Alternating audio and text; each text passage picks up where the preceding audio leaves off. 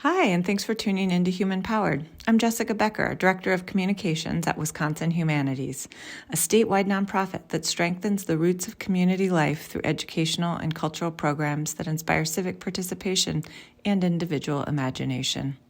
We know that strong communities grow from the ground up when people have the tools and resources to bring their ideas to life.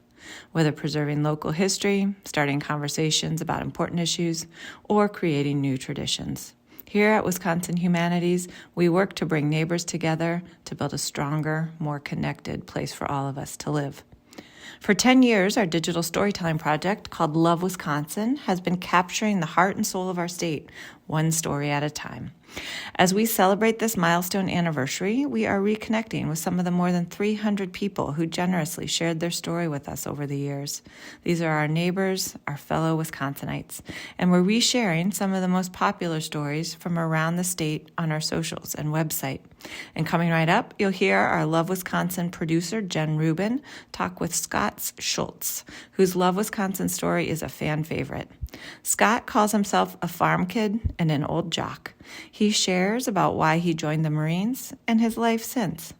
These days, he helps veterans and youth find their own voices through his creative writing center called The Heartbeat. I hope you enjoy this special conversation. Hi, I'm Jen Rubin. I'm the executive producer of Love Wisconsin, and I'm here on this podcast with Scott Schultz. His Love Wisconsin story was one of our most popular stories as we celebrate our 10-year anniversary.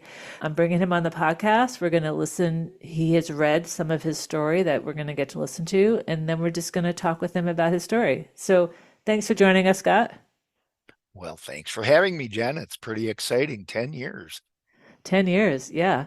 And what was the way they titled your story? I was not the person. It was Megan and Jet at the time. It's a what is it? It's an old a farm kid, a jock. Old farm kid, Jack, and Marine. I grew up in a place called Viefkind. It used to be a little bitty rural community with a store, post office, a couple of sawmills, a tavern, a church, and, of course, the community cemetery. It was named after my great-great-grandfather, Henry Bourne Viefkind, who actually built our farm.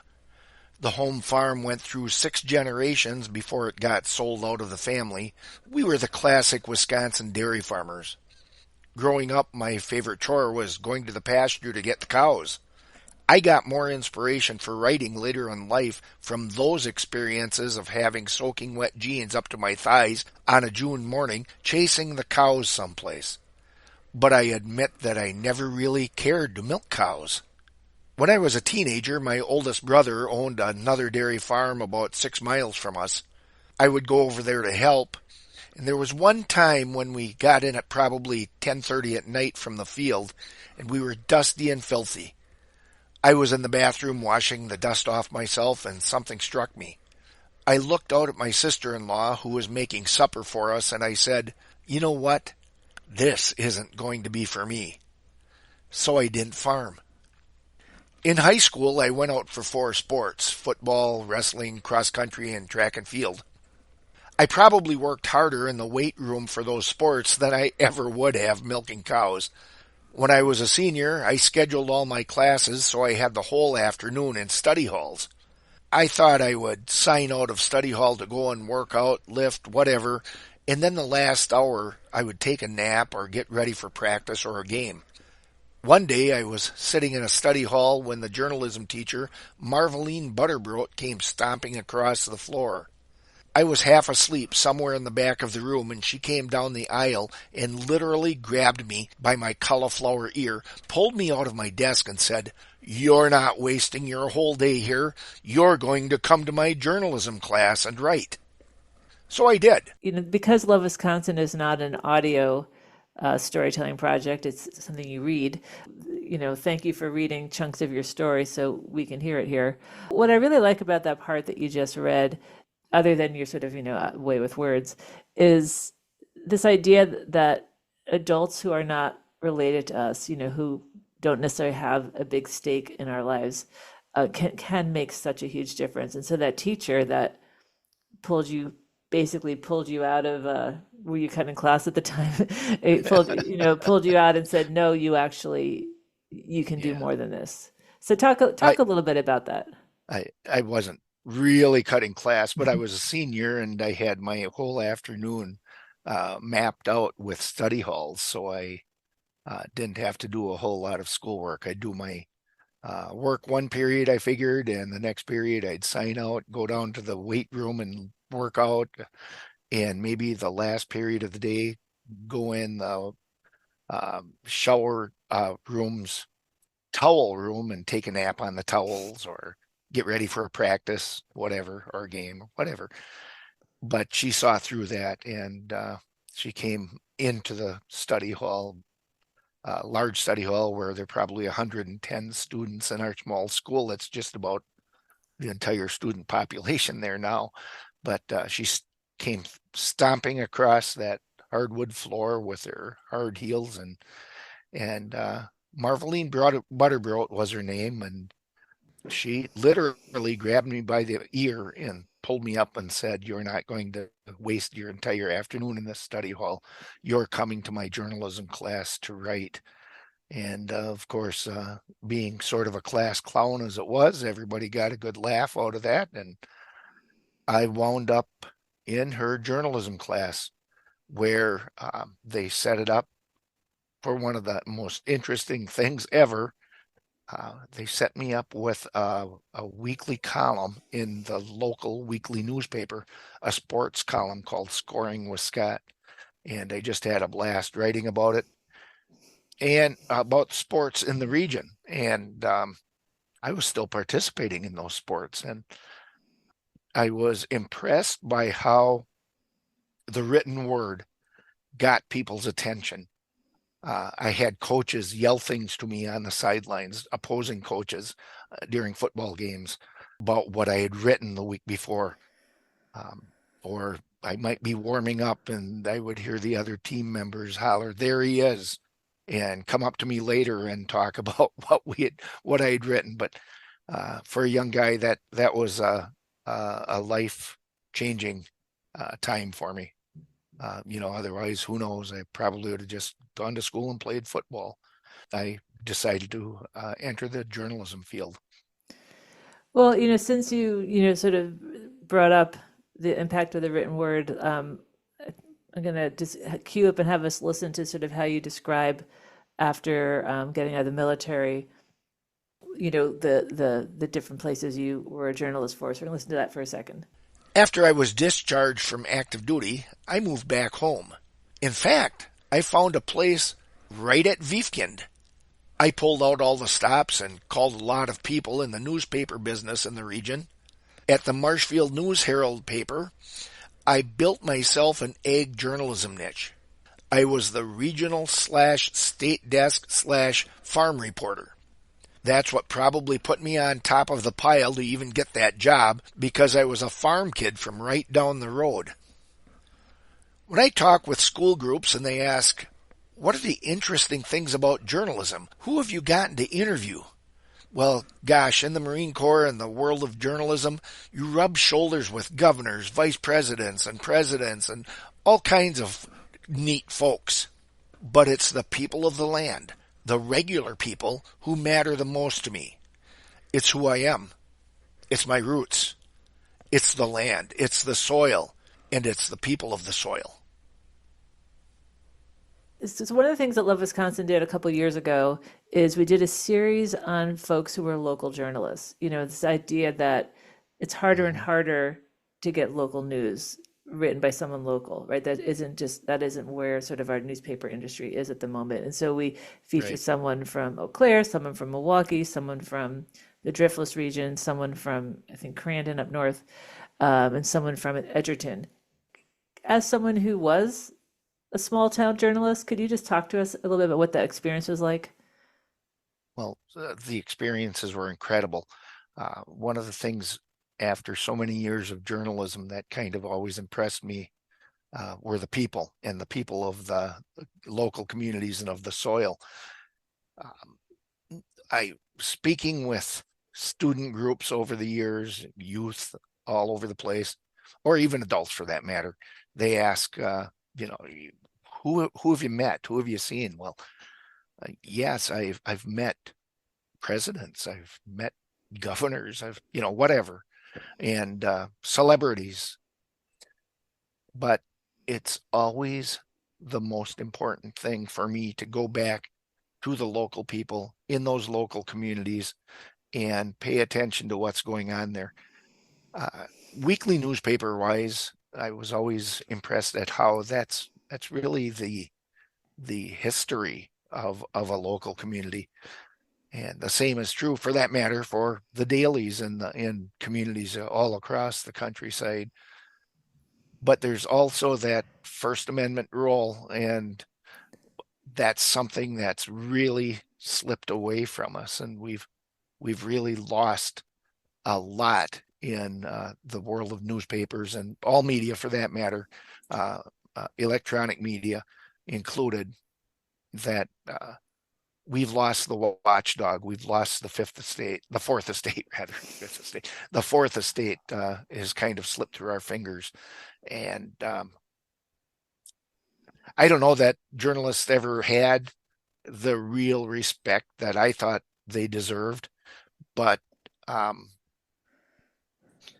their their role is so important in being the eyes and the ears and the smellers for that matter of what goes on in our government and just generally what goes on in our communities in general too. But the importance of it is there, and we've kind of turned away and let that slip away from us, and that's sad. In fact, I will say one more thing about my beginnings as a journalist. All of what I described before happened as the Watergate hearings were going on.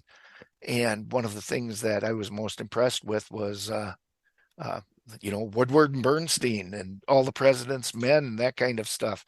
And it was an exciting time for journalists, and when people really became aware of what roles journalists could play in the written word and spoken word for that matter, could play in our democracy. And that uh, is something that always has stuck with me too.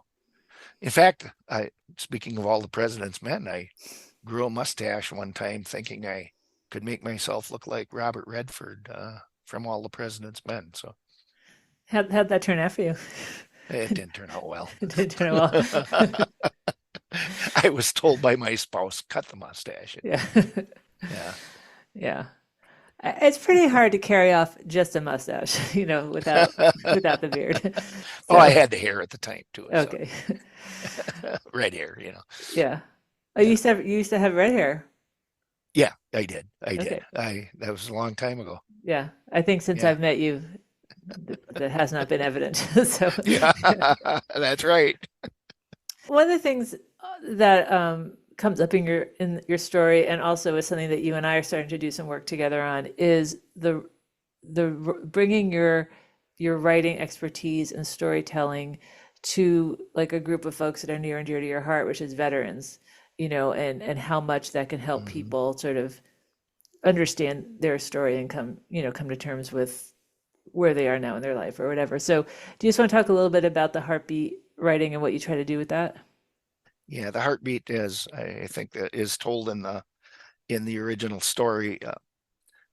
My wife and I founded in 2001 with the intention of doing exactly what had happened to me. I wouldn't drag young adults out of the study hall to make them write, but I wanted the people um, to realize that this is for everybody.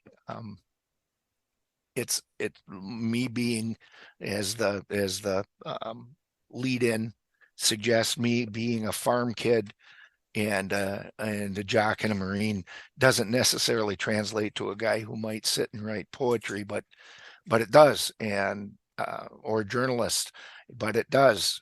So I wanted to find those young people and in different terms pull them out of the study hall and make them write.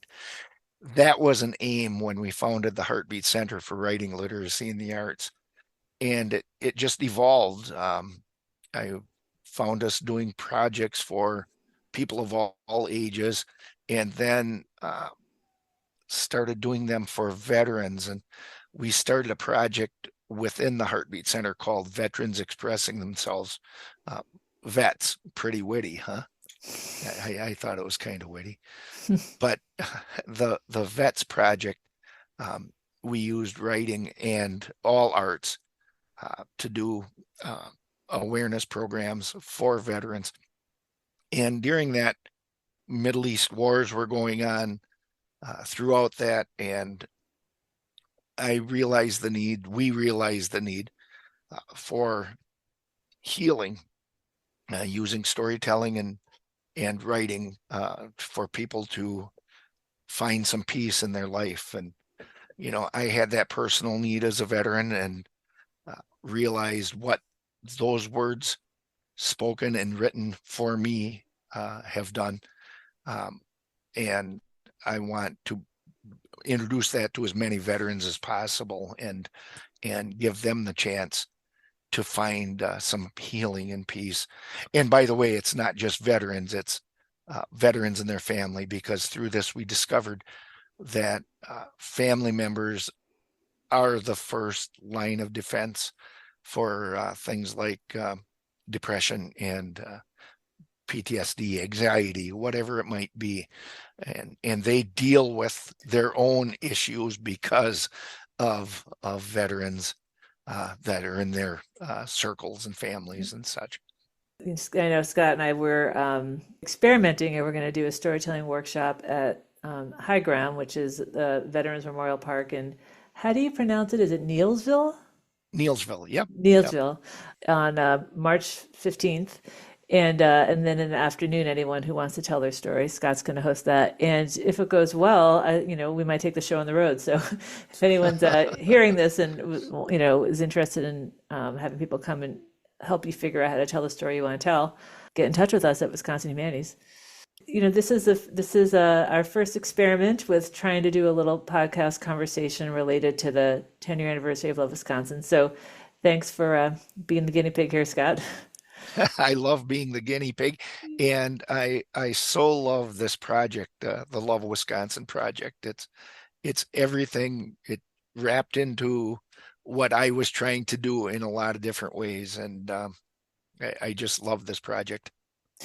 Yeah, and I think for anyone listening who's not all that familiar with Love Wisconsin, the idea, so it's a statewide digital storytelling project, and the idea is that we share the state with just a lot of very different people from very different walks of life, living in maybe an urban area, a rural area, a tribal area, a suburban area, and that, there's a lot of people doing really interesting stuff we never heard of.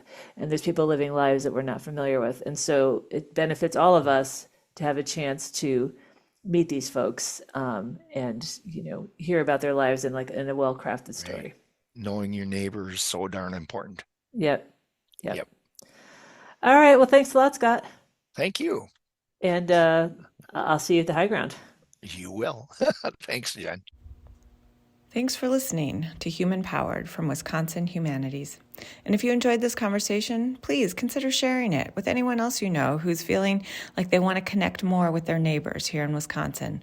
We have over 300 authentic Wisconsin stories at lovewisconsin.com. Thanks for being here, and until next time on Human Powered.